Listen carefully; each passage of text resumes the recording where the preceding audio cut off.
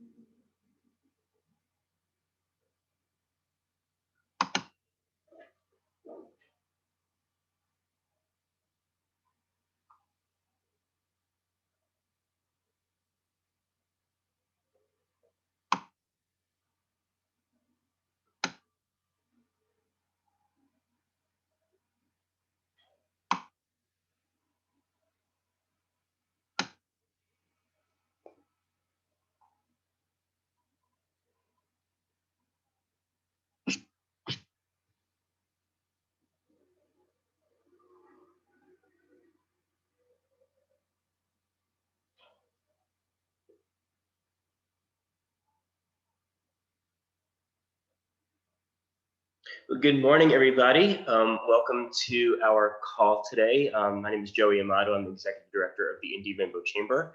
We have an exciting panel of guests with us this morning.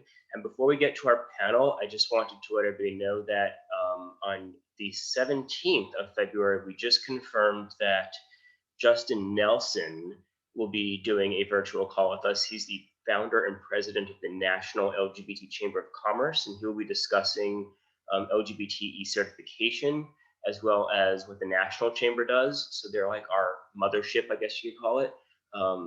And they're based in Washington, D.C. They do a lot of stuff with major corporations around the country, making sure that they're implementing supplier diversity programs into their companies.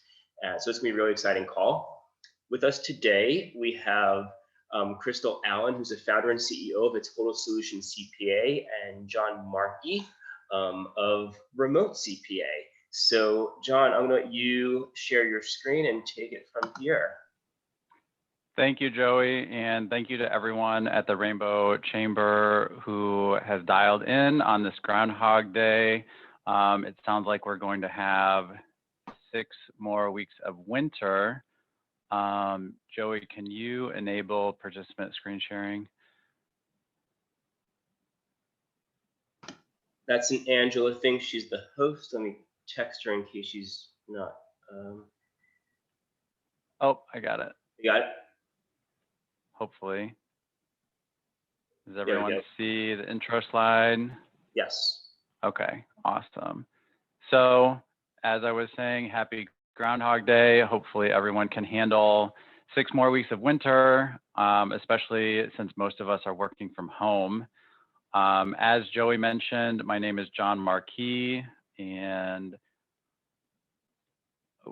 my contact info is on the screen just in case you want to get a hold of me after this, or if you have any specific questions.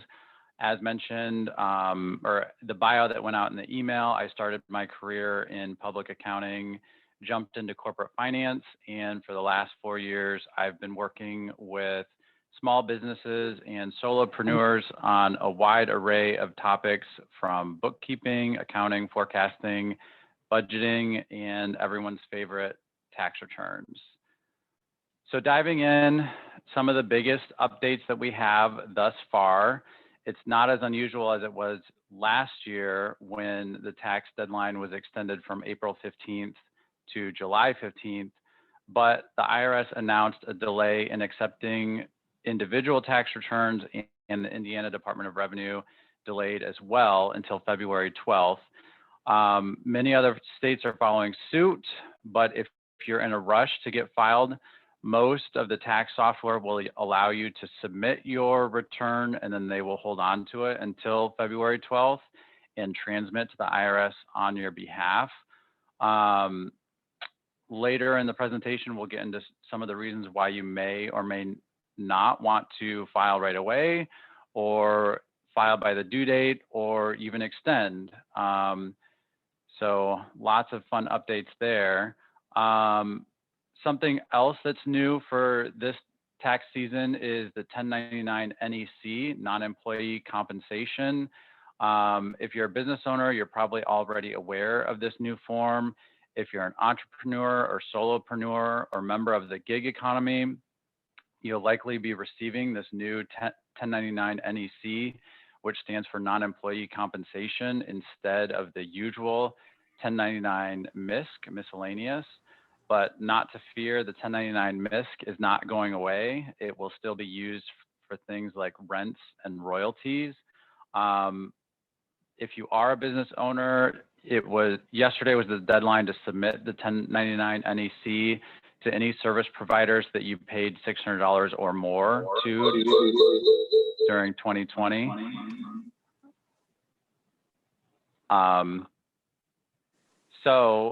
But you have until the end of the month to file with the IRS.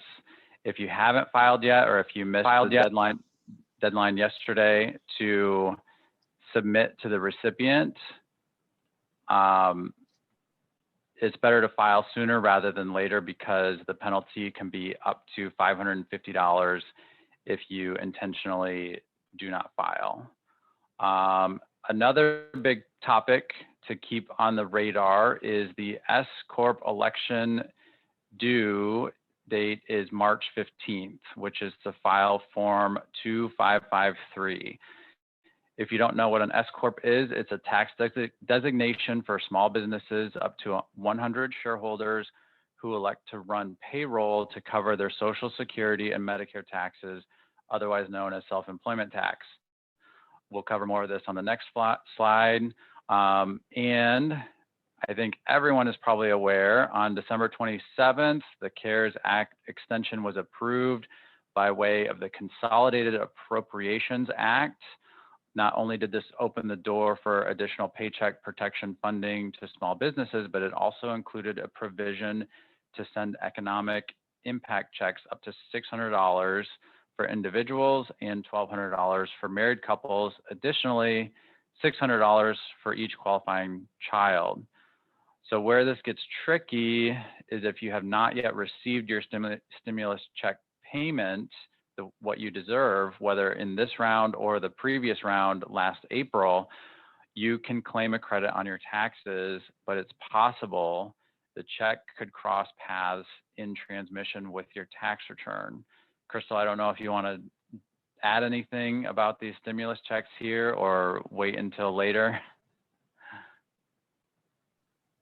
Yeah, I think a key point there, a lot of people don't realize, is that if you are or were claimed as a dependent on someone else's tax return, in 18 or 19, and as a result did not get the first round of stimulus or the second round, then you can still, if you are independent and claiming yourself in 2020, request both credits. So again, I've encouraged everybody, I know, we support a lot of seniors, to send me their Social Security statements so that we can go ahead and file on their behalf so they can get these stimulus payments. So a key point, make sure you file, even if there's not an expectation of a tax liability as a result.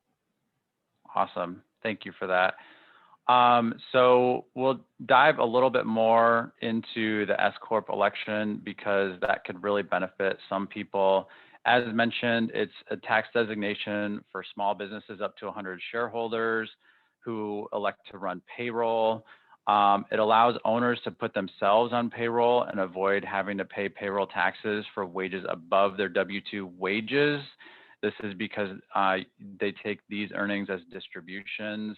However, it can get tricky because there's added administrative cost in the form of an additional tax return that has to be filed, and typically biweekly payroll. So if you're gearing up to make this filing, make sure that you're prepared to get yourself on payroll quickly. And you also have to pay yourself a reasonable salary, which can be tricky to determine.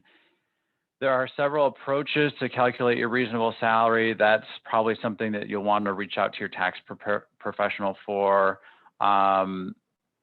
Overall, it increases your potential audit. And I've heard of the IRS reclassifying all of the distributions as wages, which essentially collects self-employment tax on everything. So then the SCorp election wasn't beneficial. There's also situations where you can be an SCorp and still be eligible for the qualified business income deduction, which is a 20% reduction in self-employment tax on your personal tax return. And as noted, the deadline for this SCorp election is March 15th. So it is coming up quickly. And Crystal, I don't know if you want to touch on SCorps or especially the solo K possibility here.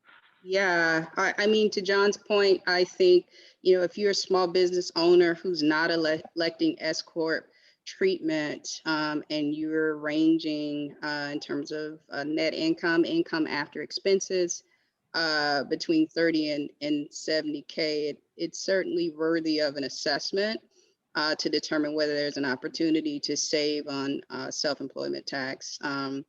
A lot of folks also don't understand that there are significant opportunities for tax savings with regard to establishing retirement vehicles, and particularly for an S corporation, an opportunity to establish something what is referred to here as a solo K or individual 401k, which you're eligible to do if you don't have permanent employees.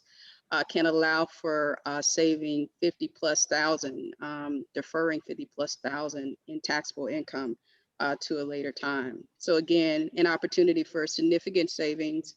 We've assessed, and I'm sure John has had this experience as well, several clients and have been able to realize, $10,000, $20,000, $30,000 in tax savings, just depending on, the high dollar value clients. So definitely a worthy assessment. Awesome, thank you. Moving right along, something else to consider I am coming. It's just along the lines of solo 401k. Can everybody make sure they're muting their computers? We're getting some feedback. Is everybody on mute, please, besides Crystal and John? Okay, go ahead. Okay. So something to keep in mind if you're trying to lower your 2020 tax liability, there's a few IRA tools that can help with that. I always tell my clients, why pay the IRS if you can pay yourself?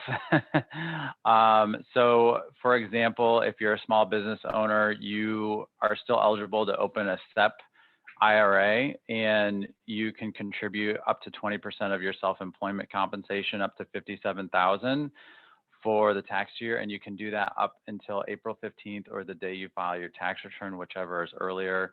And if you're not a business owner, you can still open up a personal IRA, which can be traditional or Roth. On the traditional side, you can use this to lower your personal tax liability. Same deadline, April 15th or the day you file your tax return, whichever is earlier. Or if you're someone who wants to maximize your Roth contributions, keep in mind you get up to $6,000 to contribute every year. So you can still make contributions that were related to 2020. So we're still in a time period where theoretically you could contribute up to $12,000 in the first quarter of 2021. Pretty straightforward. Either your tax preparer or your financial advisor can certainly help with making these decisions so that you minimize your tax liability due for 2020. Moving on to a quick topic regarding bookkeeping. A lot of people reach out this time of year and they're just overwhelmed with their tax return. But when we talk more in depth, I realize they're actually overwhelmed about bookkeeping. And sometimes the tax return isn't what's difficult, it's the bookkeeping. So I just wanted to suggest some tools that everyone might benefit from if they're trying to get a year's worth of bookkeeping cleaned up fast. That's not the best practice. The best practice is to keep up with your books every month, not only so you don't have a mountain of work to do at the end of the year, but so you can make educated business decisions throughout the year. Some people have heard of blockchain and they just assume that banking technology has become so sophisticated that all of this is automatic, or they think that they can hire a bookkeeper and it just magically gets done. But unfortunately, we're still, there's still quite a bit of limitations on artificial intelligence. The first tool that I love is Receipt Bank. You can set up an account and just take a pile of receipts, take a picture with your phone, one after the other, and it uses optimal character recognition to crawl through the receipt and digest dates, amounts, merchants, and then you can actually post straight to QuickBooks or some other accounting tools right from there.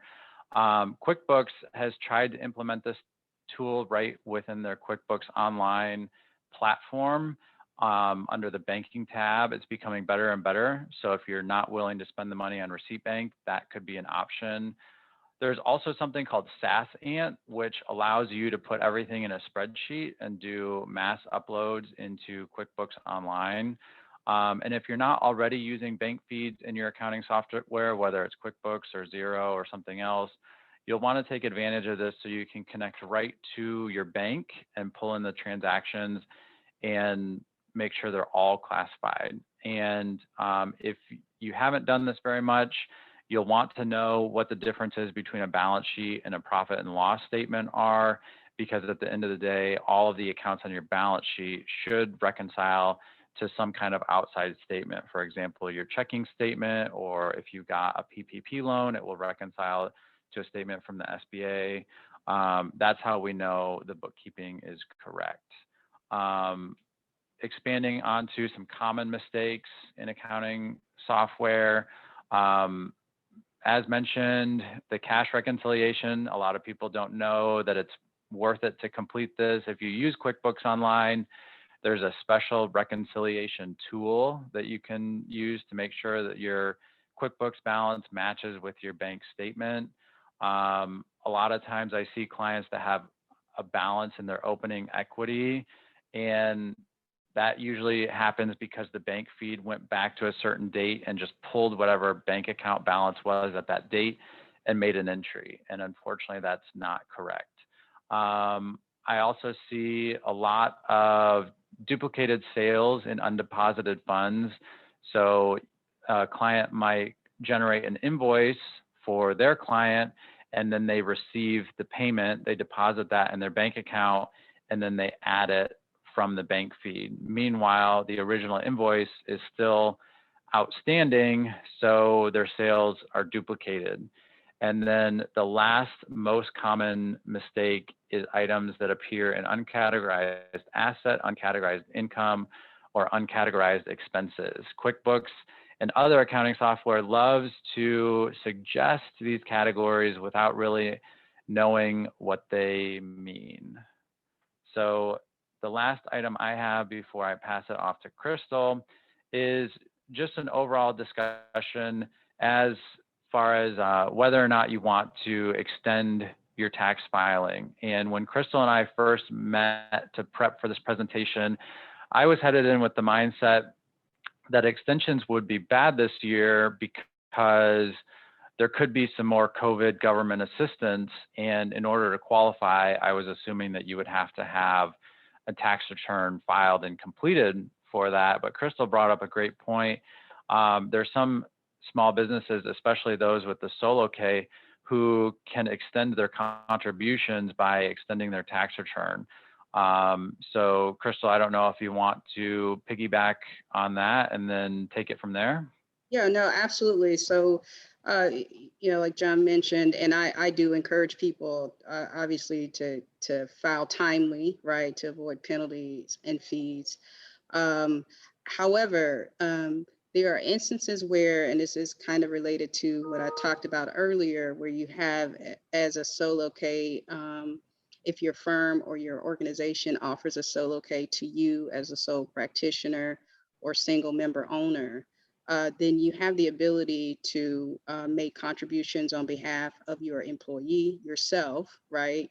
And then what the tax code allows for is up through the extension time. So the time in which you actually file your tax return, you have up until that time. So for example, if for 2020, you're electing to make a contribution of $20,000, you elected at the end of the year that you're going to do it, you have to just ensure that you have actually made the payment by the due date of your tax return, including extension. So if you extend your like John has here, your 1120S until September 15th, that gives you a whole 9 months from a cash flow perspective to gather up those funds so that you can fund your retirement. Again, a superior opportunity, from a tax planning perspective. So key point we wanted to make sure we highlighted here.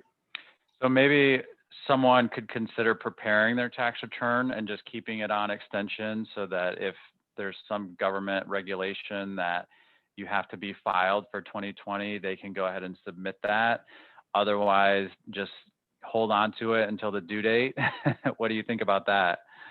Yeah, I don't recommend it unless there's an issue with cash flow, right? Some people don't contribute to retirement, because they just don't have the cash available, but Yeah. this alternative will give you the opportunity to accumulate those funds.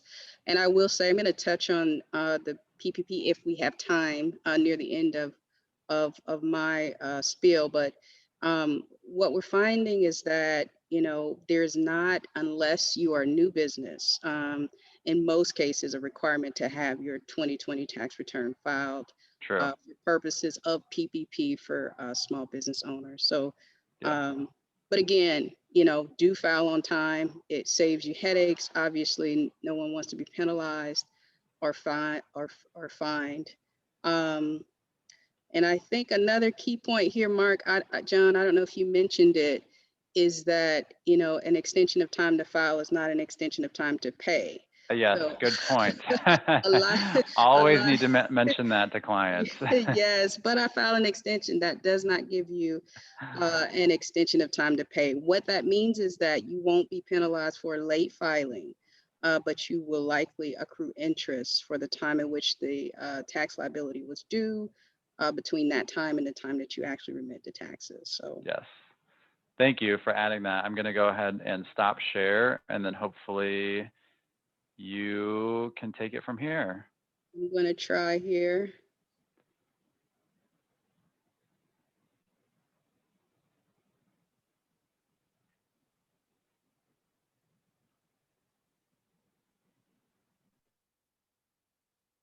Okay.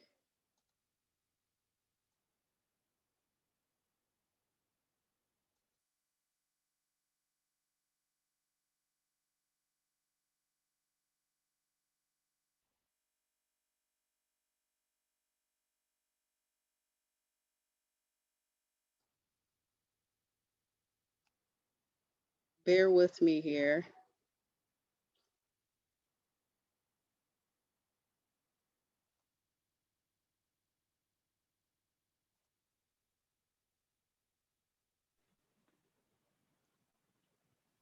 Just a tip that I found this morning, if you go to slideshow in PowerPoint and then set up slideshow, it gives you the option, there's like a multiple monitor setting, and it allows you to choose your slideshow monitor.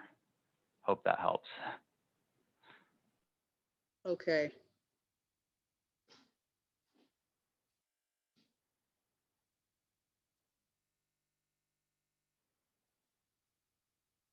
Okay, maybe I'm getting closer here.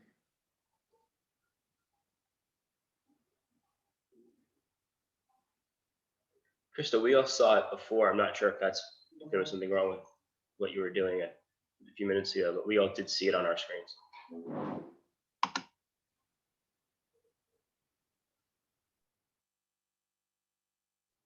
I think I'm getting there. Thank you for your patience.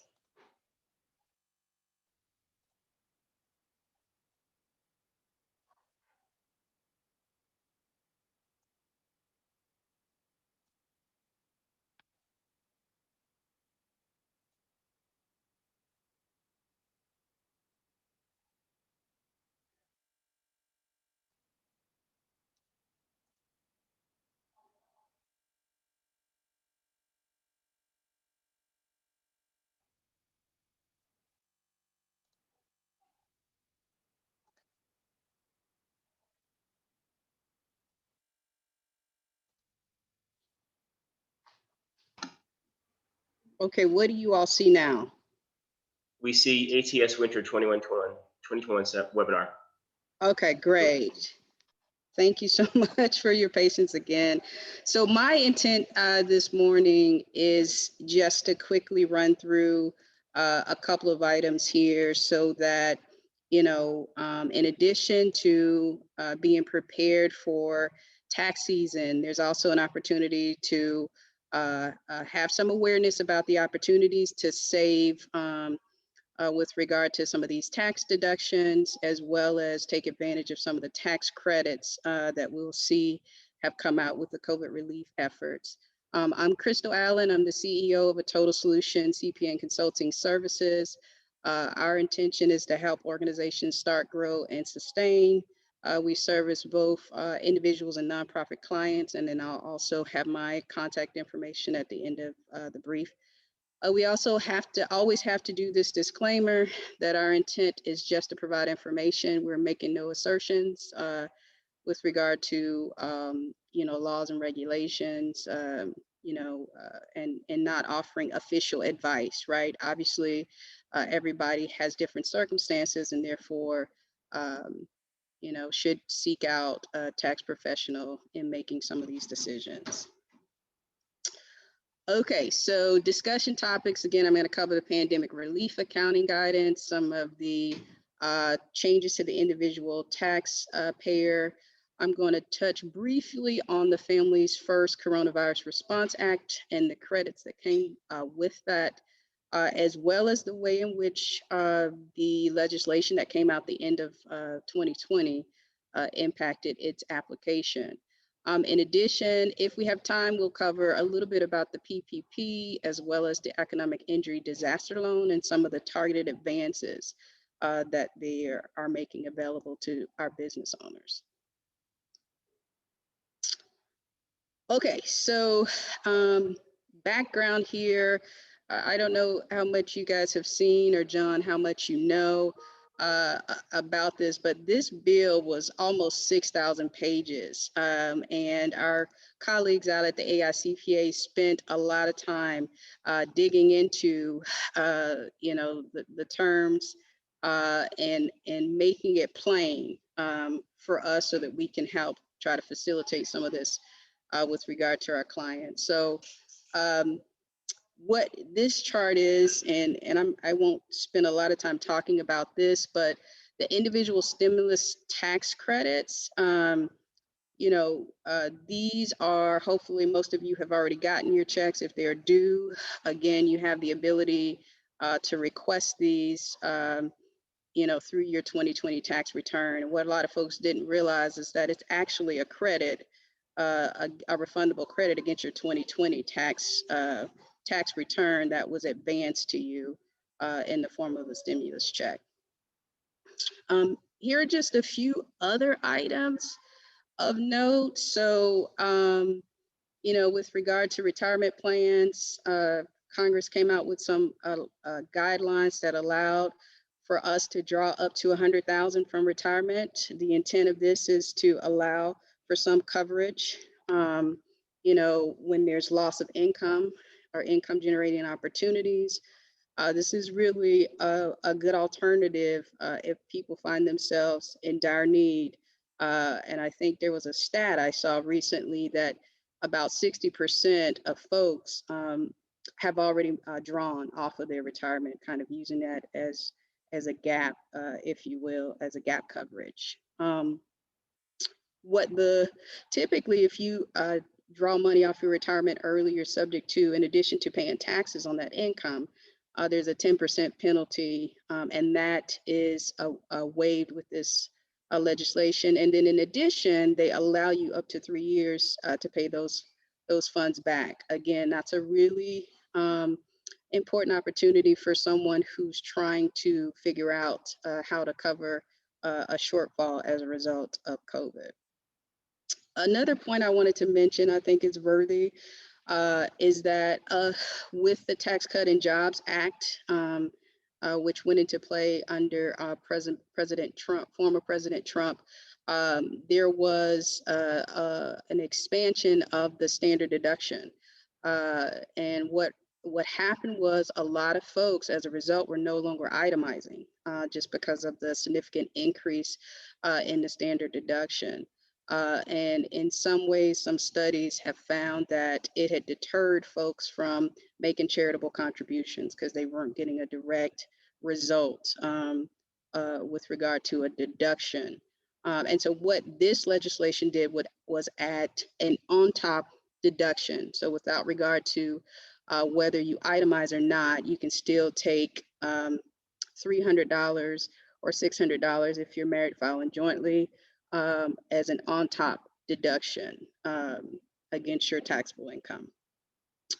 And then the final note I'll mention here was there were also some changes with regard to the net operating loss carryback. So the Tax Cut and Job Act also changed. They provided a limitation with how much you could carry forward and take as a loss against your current year income. So that is, if in the prior year you had realized a loss, you used to be able to carry it back or forward to offset either prior year net income or current year or future year net income. And so what happened with the Tax Cut and Jobs Act is that they limited your ability to take that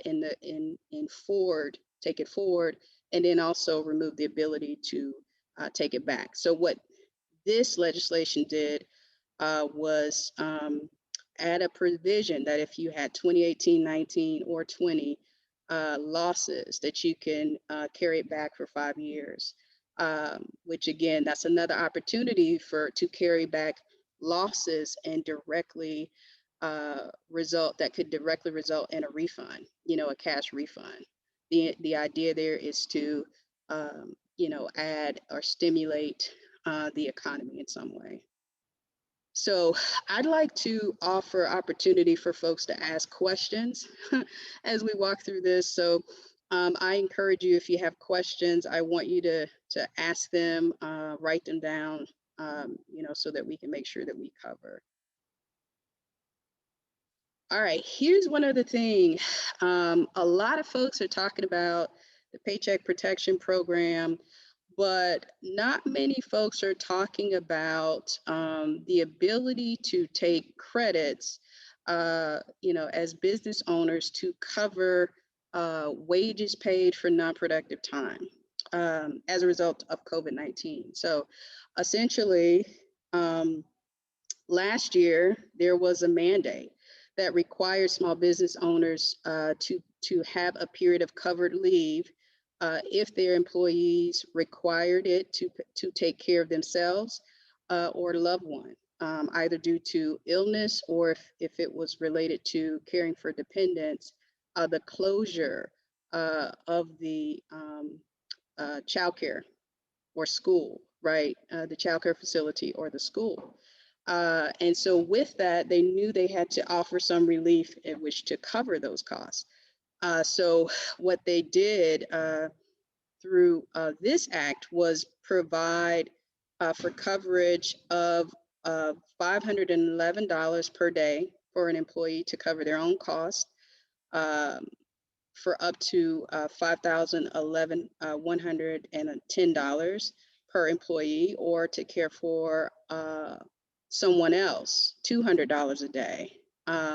And the thing that folks don't realize about this is that those tax credits are also available to those who are self-employed, right? So if you are filing the Schedule C and you have experienced non-productive time, right, as a result of caring for a child that was out of school because the school closed, you are entitled to this credit. And it can be pretty significant because under that second column for family leave, you have the ability to take essentially 10 weeks, 50 days of leave and request a credit to cover that cost at $200 a day. And what that amounts to is a $10,000 credit for a Schedule C filer. Again, this is a significant opportunity to take advantage of what we've gone through as a result of dealing with the pandemic. So I wanted to make sure I got that in and I had the opportunity to share that with you. Hey, Crystal, one quick question. Mhm. As a self-employed individual, how do you prove that you had to take time off? That's a really important question and one that we've been talking about in the professional space. What I'm recommending, certainly if there is any kind of medical documentation that you could demonstrate, obviously if you were ill as a result of COVID-19, you would have medical documents that would support that. I'm also telling clients to save down the notifications of school closures, the notifications of daycare closures, and then obviously if they're caring for a loved one, ensure that they maintain those records as well. These are unprecedented credits. You know, we don't know what to expect, and we want to make sure that our client base, you know, are ready, you know, and you know, to be subjected to, you know, audit scrutiny, if you will. So I think that's a very important question, Joe, and one that we've been talking and thinking about. All right. All right, so with regard to the things I've covered, you know, we want to make sure this is kind of some of the what John has been talking about, being prepared, right? How are you prepared for tax season? You know, ensure that you understand the different relief efforts, the funding that's available. Ask questions of your tax professional. Gather documentation to support the application processes. So if you're, for example, interested or think you're eligible for the PPP, then there is a requirement, even though there's not a requirement to have your tax return filed, you do need to be able to demonstrate the shift in your revenue balances. So you need your P&L. Tie your P&L down. Don't wait. Time is of the essence in almost all instances. These funds are not unlimited. And so it is imperative that you respond and react as soon as possible. And again, my contact information is here. Joey, I don't know where we are on time. As I mentioned, I've got a couple other points about the PPP and the EIDL if time allows. Yeah, we have some time, and then I want to have a little bit of time for questions at the end. But I see there's some sort of conversation in the chat box now. John, did you want to touch on those things? I see you replied to Taylor. Yeah, so I think there was just a question about charitable donations, and a lot, especially after the Tax Cuts and Jobs Act, there's a lot of misunderstanding about taking charitable deductions because that law basically disallowed charitable deductions for most Americans because the standard deduction was increased so much. But there's always a limit, of course, if you do itemize. And it's worth noting for 2020, there's a one-time $300.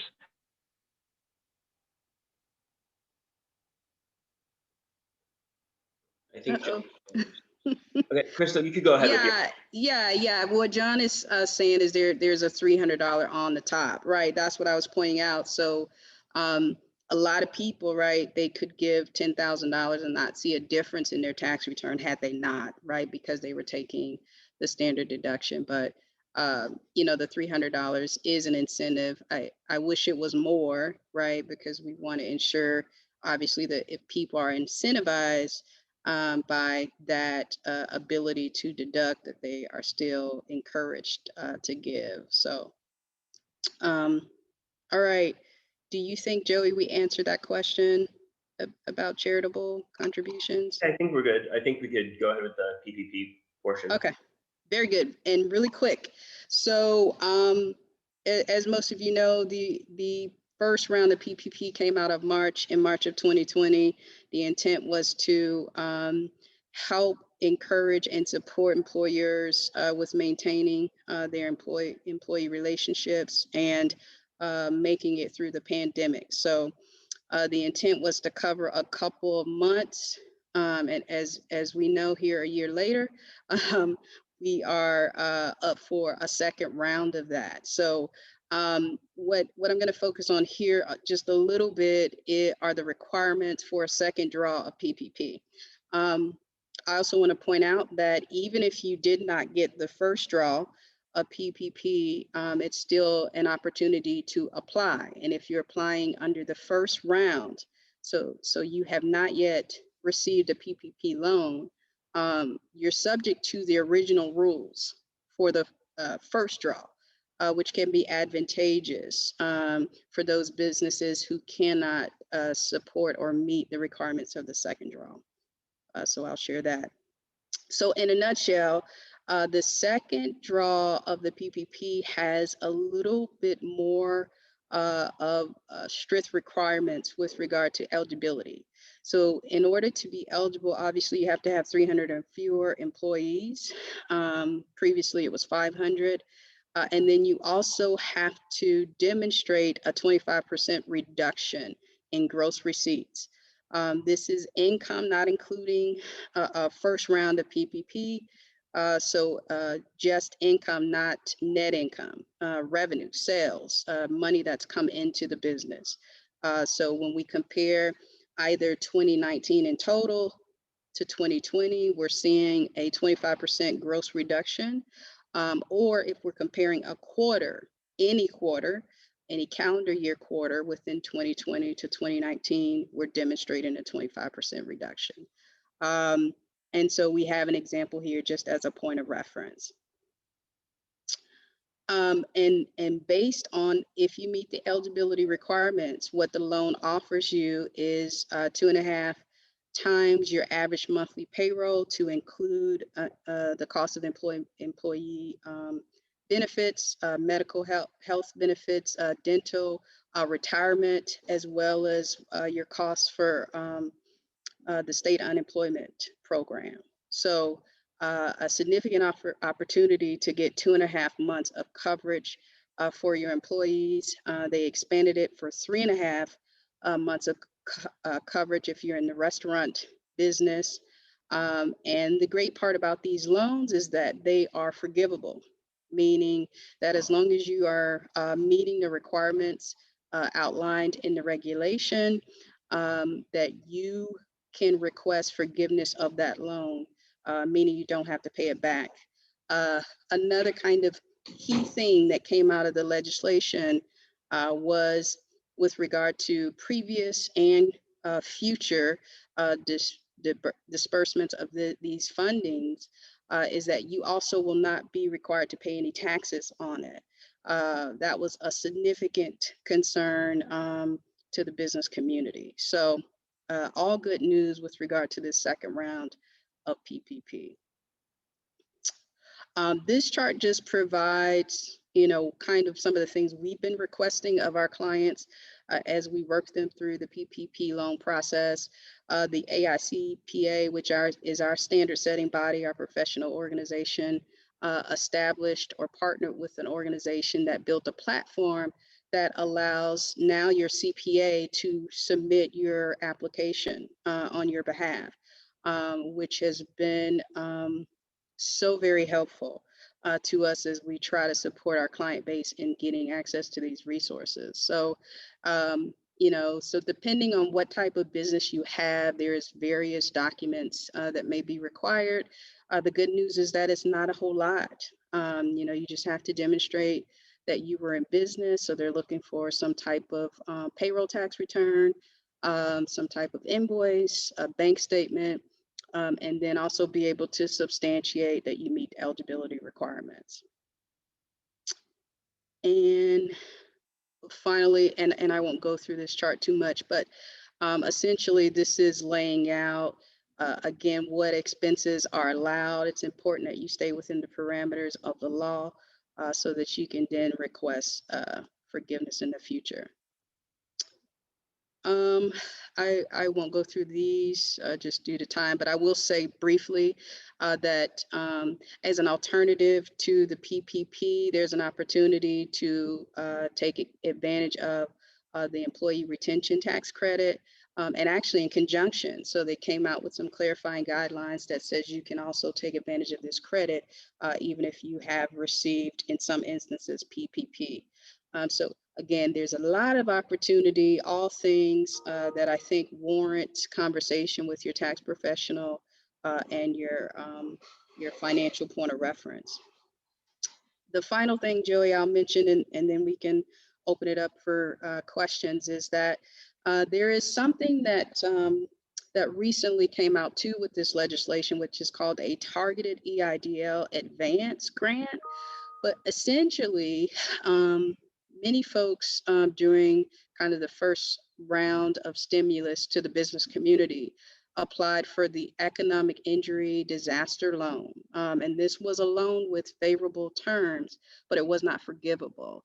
And in conjunction with that loan, business owners were able to request an advance. And depending on the number of employees that they had, up to $10,000 was advanced to them. What this targeted EIDL advance grant allows for is business owners who did not receive the entire 10,000 that are in certain targeted areas that have been economically disenfranchised are able to get the addition to get them to the $10,000. So that is if during the loan process they requested and received an advance of $2,000, they could get through this targeted advance grant the additional aid. So again, another opportunity for funding that does not have to be paid back and that does not generate a tax liability. So again, we want to ensure that people are aware of these and are positioned to take full advantage. So with that, Joey, I think that's it for me. Thank you so much, Crystal. That was great. Karen, did you want to unmute and ask that follow-up question?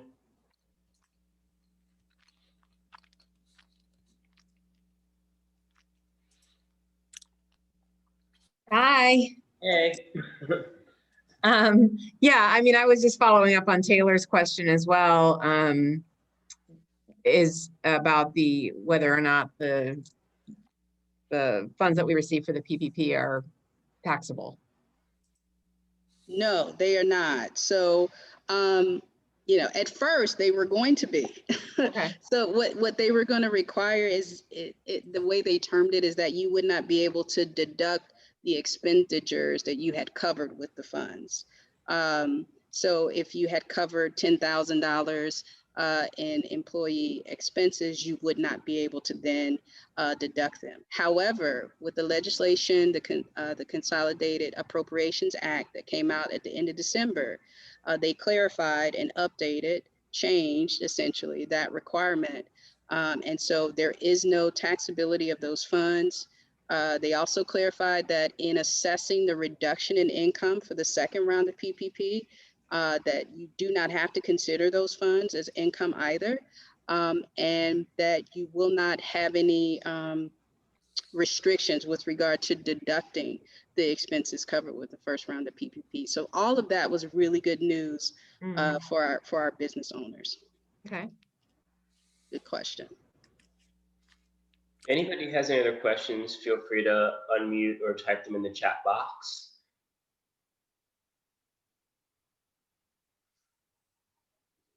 Anybody? This was really comprehensive, so I'm sure you covered a bunch of stuff, both you and John. This was very helpful, and once again, the video will be available somewhere. I'm not sure where yet. To figure out the platform it's going to be on. But if nobody has any other questions, I definitely want to thank our panelists, Crystal and John, and thank you all for attending. This was wonderful and very helpful. And thank you for your membership, of course, and we will see you soon. Thanks so much, everybody. Thank you. Thank Thank you, you. Crystal. Bye. So thanks, everyone. Thanks, Joey. Thank you.